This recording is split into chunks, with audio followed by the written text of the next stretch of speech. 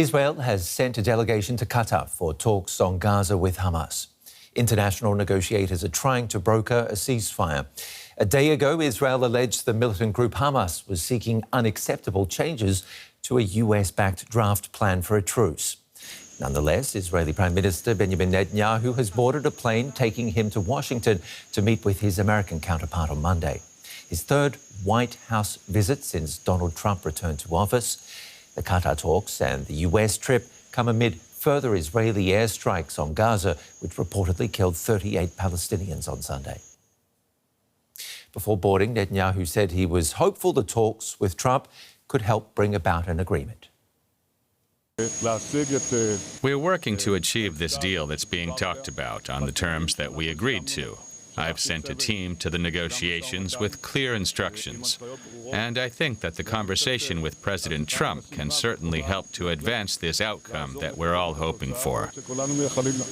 And let's get the view from Washington with our correspondent Misha Komodowski.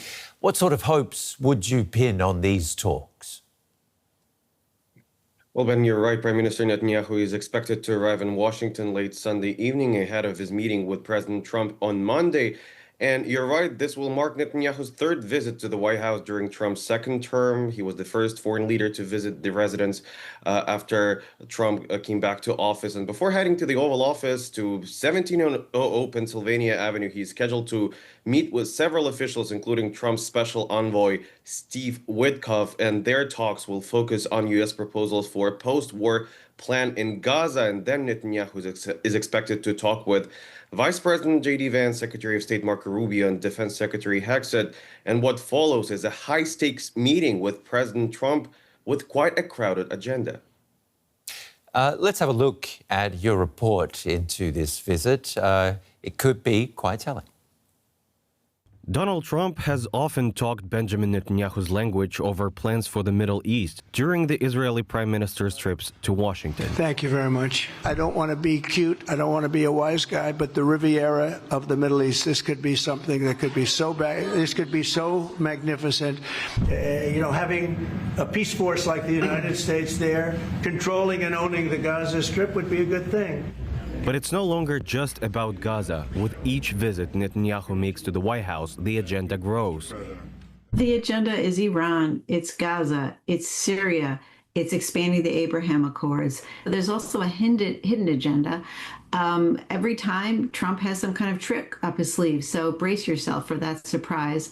I mean, the leaders certainly do have chemistry. Sometimes the chemistry is combustible. That hidden agenda, possibly Trump wanting to demonstrate power over Netanyahu. He was furious when, after joining Israeli strikes on Iran and then declaring a ceasefire, Israel kept attacking Iran. We basically have two countries that have been fighting so long and so hard that they don't know what the they're doing. Do you understand that? Yet Netanyahu soon stopped his Iran operations, and now experts say he and Trump may be preparing to share a victory lap in D.C. after the so-called 12-day war with Iran. Some suggest this would be premature. That reminds me, brings back memories when, if you remember, President Bush Jr. Declared mission accomplished about 6 months after the invasion of Afghanistan, and we ended up 20 years in a war in Afghanistan and also in Iraq. The potential Gaza ceasefire will surely be on the agenda too, a bonus for both men. Trump says Israel has agreed to the necessary conditions to finalize a 60-day truce. He wants to be seen as a peacemaker, and a public announcement could help Netanyahu's standing with the Israeli public at home. The 12-day war with Iran did more to bring peace to the 20-month war in Gaza than we could have imagined. First of all, for Netanyahu, who can finally reclaim his title. His nickname was always Mr. Security, peace through strength. Netanyahu could benefit in return for the two ceasefires from Trump defending him against the corruption charges he faces in Israel. The U.S. president has already slammed Israel's prosecutors online and has swayed among the Israeli public thanks to the American bunker buster bombs dropped on Iran.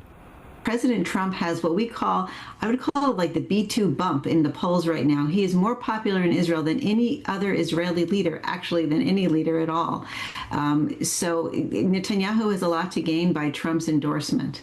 As Netanyahu walks the White House colonnade once again, the stakes are rising for Gaza, for Iran, and for two leaders under pressure to make this visit a success. So, Misha, what do you reckon? What sort of sway does Trump have with Netanyahu? Well, Ben, President Trump's hold over Prime Minister Netanyahu is significantly stronger than President Biden's ever was. That's what some analysts say here, and for a few clear reasons. First of all, ideological and personal alignment, then shared inner circles, and as the experts I had talked to just said, Trump's popularity in Israel, and the US president may have real influence over Netanyahu, not because he commands it formally, but rather because the Israeli prime minister sees strategic value in maintaining Trump's favor. You heard from DW's Misha Komodowski. It's going to be an important and interesting week, reporting there from Washington.